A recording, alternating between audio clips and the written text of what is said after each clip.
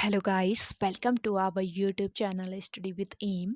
आज मैं आप सभी के लिए काफ़ी इम्पॉर्टेंट क्लास लेके आई हूँ। देखिए, आपके आगामी एसआई व कनिष्ठ सहायक एग्ज़ाम्स के रिगार्डिंग आप सभी को स्टडी विद एम के द्वारा इम्पॉर्टेंट क्लासेस प्रोवाइड की जा रही हैं।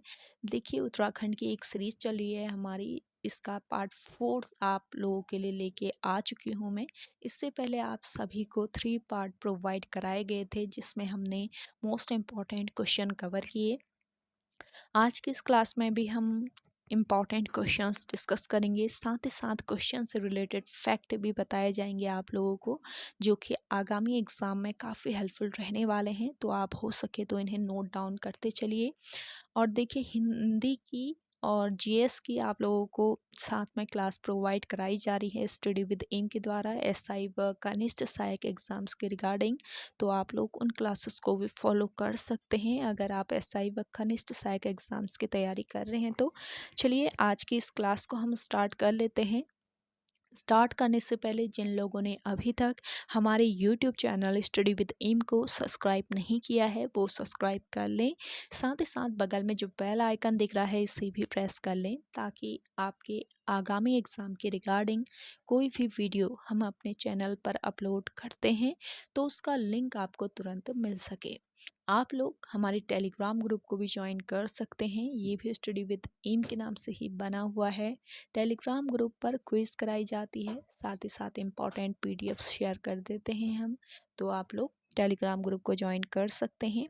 चलिए, आज की इस सीरीज़ को स्टार्ट कर लेते हैं। इस सीरीज़ में आपका पहला क्वेश्चन है, राज्य के वनीय क्षेत्रों में स्थित खदानों से खनिजों का खनन निम्न में से किसके द्वारा किया जाता है। मोस्ट इम्पॉर्टेंट क्वेश्चन है। तो देखिए, राज्य के वनीय क्षेत्रों में स्थित खदानों से खनिजों का खनन किया जाता है उत्तराखंड वन विकास निगम के द्वारा। ऑप्शन थर्ड यहाँ पे आपका करेक्ट आंसर है। उत्तराखंड वन विकास निगम, इसकी स्थापना की अगर हम बात करते हैं तो 1 अप्रैल 2001 में इसकी स्थापना की गई थी। और इसका कार्य क्या है? वन विकास निगम का कार्य वैज्ञानिक पद्धति से वनों का विदोहन कर विक्रय करना है। वन विकास निगम का शिविर कार्यालय कहाँ पर है, पूछा जा सकता है, तो नोट डाउन कर लीजिए आप लोग, देहरादून में इसका शिविर कार्यालय है। एक पॉइंट और नोट कीजिए, उत्तर प्रदेश वन निगम अधिनियम संशोधन या फिर उत्तराखंड अधिनियम कब पारित हुआ, पूछा जा सकता है। तो उत्तर प्रदेश वन निगम अधिनियम संशोधन या उत्तरांचल या फिर उत्तराखंड अधिनियम कब पारित हुआ, वर्ष 2001 में पारित हुआ। अगला क्वेश्चन देखिए, मात्रात्मक आधार पर उत्तराखंड में पाया जाने वाला सबसे बड़ा खनिज संसाधन है। तो देखिए, मात्रात्मक आधार पर बताना है कि उत्तराखंड राज्य में पाया जाने वाला सबसे बड़ा खनिज संसाधन कौन सा है। करेक्ट आंसर हो जाएगा आपका रॉक फॉस्फेट। नेक्स्ट क्वेश्चन देखिएगा, उत्तराखंड राज्य में गौवंश संरक्षण अधिनियम कब बना। मोस्ट इम्पॉर्टेंट क्वेश्चन है आपका ये। तो उत्तराखंड राज्य में गौवंश संरक्षण अधिनियम बना था आपके 2007 में। तो ऑप्शन सेकंड बिल्कुल करेक्ट आंसर यहाँ पे आपका हो जाएगा, जुलाई 2007 में यह अधिनियम बना था। इम्पॉर्टेंट क्वेश्चन की ये सीरीज चल रही है आपकी, तो आप लोग देख लीजिएगा, आपके आगामी एग्ज़ाम में काफ़ी हेल्प करने वाली है ये सीरीज़, तो आप लोग एंड तक बने रहें। अगला है आपका, उत्तराखंड राज्य में स्थित बांध को ऊंचाई के आधार पर सुमेलित कीजिए। तो देखिए, उत्तराखंड राज्य में स्थित बांध को ऊंचाई के आधार पर सुमेलित करना है। यहाँ पे सूची फर्स्ट में आपको बांध मिलेंगे, सूची सेकंड में उनकी ऊंचाई दी गई है, तो सुमेलित कर लेते हैं। टिहरी बांध की अगर मैं बात करती हूँ तो टिहरी बांध 260.5 मीटर इसकी ऊंचाई है, और ये टिहरी जनपद में भागीरथी व भिलंगना के संगम पर बना है। और टिहरी बांध जो है, ये एशिया का सबसे ऊंचा व दुनिया का चौथा सबसे ऊंचा बांध है।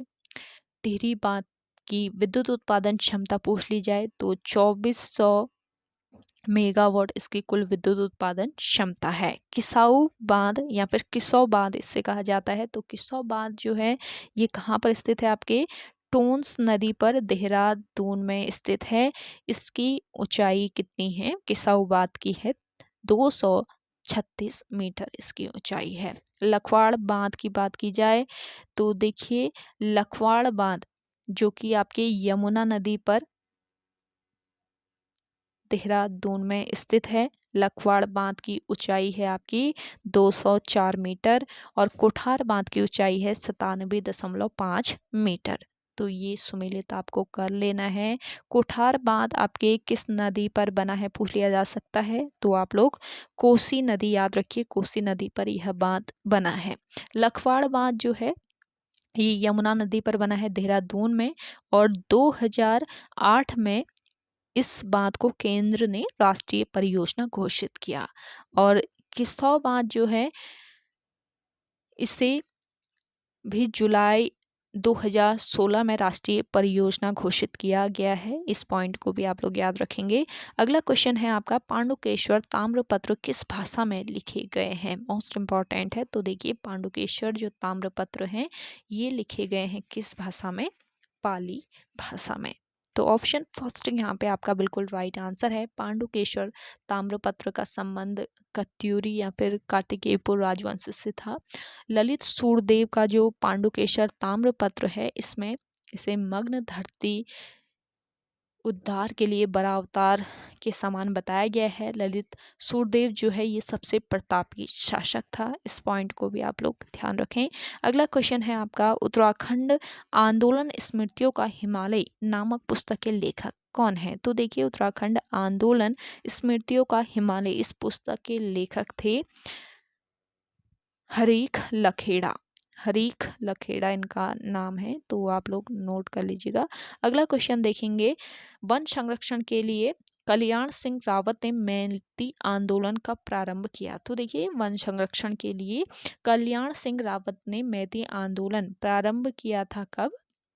वर्ष 1996 में। मैती आंदोलन के प्रवर्तक हैं कल्याण सिंह रावत। और देखिए जो आपका मैती आंदोलन है तो इस आंदोलन के तहत विवाह अवसर पर वर वधू पौधा रोपते हैं और इस पौधे की रक्षा लड़की के मायके वाले करते हैं। और आपका जो मैती आंदोलन है इस आंदोलन को मूर्त रूप किसने दिया था पूछा जा सकता है। तो इस आंदोलन को मूर्त रूप हिमालय वन्यजीव संस्थान द्वारा दिया गया। और इससे पहले वाला जो क्वेश्चन है आपका स्मृतियों का हिमालय हरीख लखेड़ा इनका नाम है, हरीश लिखा है यहाँ पे, तो हरीख कर लीजिएगा आप लोग इसे। चलिए नेक्स्ट क्वेश्चन देख लेते हैं। उत्तराखंड की सर्वाधिक लंबाई वाली नदी कौन सी है? तो देखिए उत्तराखंड राज्य की सर्वाधिक लंबाई वाली नदी है काली नदी। आप सभी को ही पता होगा, नहीं है तो आप लोग नोट डाउन करते चलिएगा इन क्वेश्चंस को। तो काली नदी जो है ये कहाँ से निकलती है? जैक्सर श्रेणी के लिपुले के पास खाला पानी नामक स्थान से यह नदी निकलती है। स्कंद पुराण में काली जो नदी है इसे श्यामा नदी कहा जाता है। और देखिए स्कंद पुराण में से श्यामा कहा गया है। कुठियांगट्टी नदी जो है ये इसकी प्रारंभिक सहायक नदी है।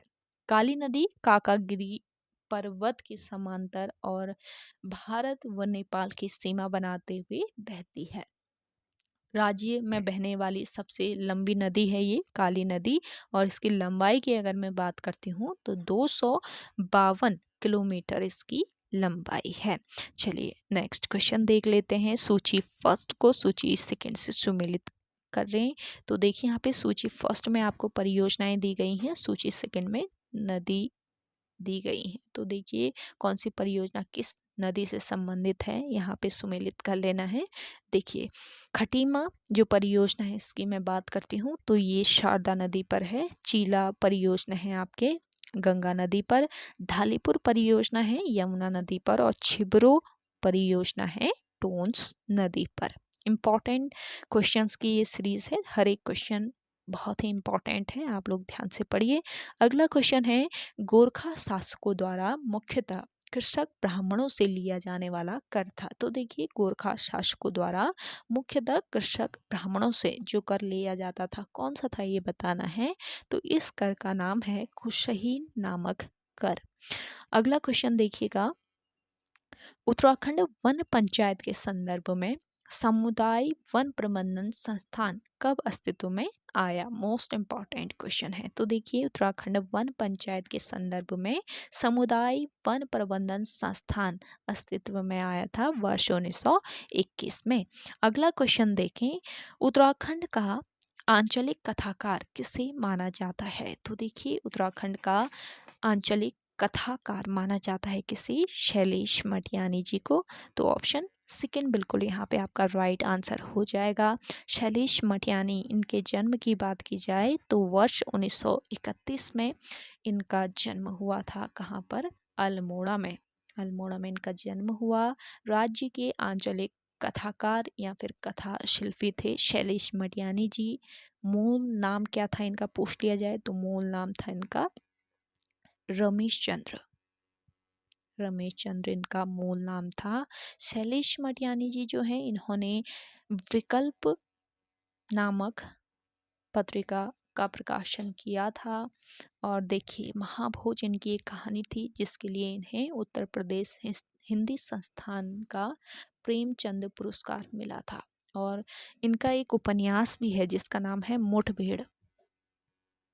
अक्सर पूछा जाता है ये आयोग के द्वारा। तो मुठभेड़ उपन्यास के लिए इन्हें फणीश्वर नाथ रेणु पुरस्कार से सम्मानित किया गया था।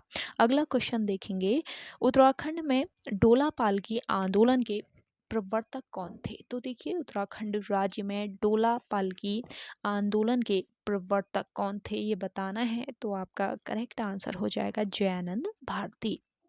जयानंद भारती जो हैं ये डोला पालकी आंदोलन के प्रवर्तक थे। डोला पालकी आंदोलन कब शुरू हुआ पूछ लिया जाए तो वर्ष 1930 ईस्वी में जयानंद भारती के नेतृत्व में यह आंदोलन शुरू हुआ था। अगला क्वेश्चन है आपका, निम्नलिखित में से कौन सा एक लोक चित्र नहीं है? तो उत्तराखंड राज्य का कौन सा एक लोक चित्र नहीं है ये बताना है। तो आपका करेक्ट आंसर हो जाएगा कंडी चित्र।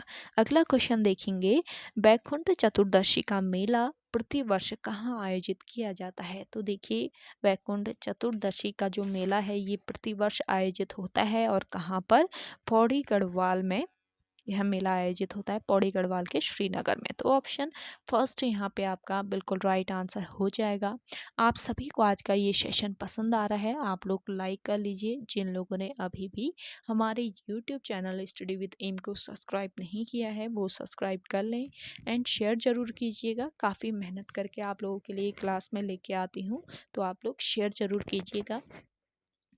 और आप लोगों ने अगर जीएस और हिंदी की क्लासेस अभी भी फॉलो नहीं करी हैं तो आप लोग कर लीजिएगा। आप लोगों को वो कंटेंट भी बहुत ही हेल्प करेगा आपके आगामी एग्जाम के लिए, तो आप लोग देख लीजिए। अगला क्वेश्चन है, निम्नलिखित नामों व उनके कार्य क्षेत्रों में कौन सुमेलित नहीं है? तो देखिए, यहाँ पे सूची फर्स्ट में आपको नाम मिलेंगे, सूची सेकंड में उनसे संबंधित कार्य क्षेत्र मिलेंगे। तो कौन सुमेलित नहीं है ये बताना है।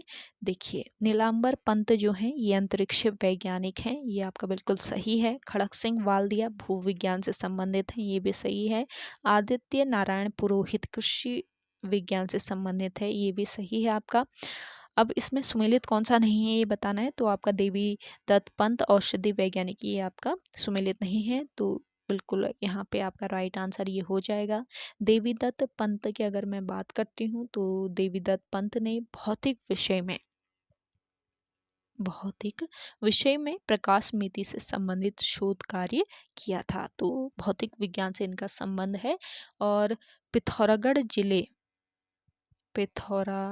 जिले से इनका संबंध रहा और ये कुमाऊं विश्वविद्यालय के कुलपति रहे थे। अगला क्वेश्चन देखें, उत्तराखंड राज्य के किस जिले में मिल्क पाउडर प्लांट की स्थापना की गई है? तो देखिए, उत्तराखंड राज्य का कौन सा जिला है जहां पर मिल्क पाउडर प्लांट की स्थापना की गई है ये बताना है। तो आपका उधम सिंह नगर बिल्कुल करेक्ट आंसर हो जाएगा। अगला है आपका, राज्य में सर्वप्रथम किस औषधि पौधे की खेती शुरू की गई? तो उत्तराखंड राज्य में सबसे पहले शुरू की गई बेलाडोना की खेती। देखिए, नॉर्मन गिल जो हैं इन्होंने वर्ष 1903 ईस्वी में बेलाडोना की खेती को कुमाऊं में शुरू किया था। गिल ने एट्रोपा बेलाडोना का बीज विदेशों से मंगाकर कहाँ पर? एक तो नैनीताल में, दूसरा चौबटिया में बोया था। और नॉर्मन गिल ने चौबटिया जो गार्डन है यहाँ पर पत्तियों को सुखाने के लिए एक प्लांट भी लगाया। अगला क्वेश्चन देखिएगा, निम्नलिखित में से कौन सा बुग्याल उत्तर काशी में स्थित नहीं है? तो देखिए, उत्तर काशी में स्थित कौन सा बुग्याल नहीं है? चित्रकांठा बुग्याल आपका कहाँ पर है? चमोली में। बाकी केदारकांठा, मानेक और हरकी ये आपके उत्तर काशी जिले में स्थित बुग्याल हैं। अगला देखिएगा, निम्न में से यमुना नदी पर कौन सा बांध बना हुआ है? तो देखिए, यमुना नदी पर इनमें से बताना है कौन सा बांध है। ये आपका है सूरीधार बांध, ये ध्यान रखिएगा। तो ओके गाइस, आज के सेशन में इतना ही। आई होप आप सभी को आज का ये सेशन काफ़ी पसंद आया होगा। अगर आप सभी को आज का ये सेशन पसंद आता है तो इस सेशन को लाइक कीजिए, शेयर कीजिए। जिन लोगों ने अभी भी हमारे YouTube channel study with M को सब्सक्राइब नहीं किया है वो सब्सक्राइब कर लें। चलिए मिलते हैं एक नेक्स्ट इंटरेस्टिंग वीडियोज़ के साथ, तब तक के लिए धन्यवाद।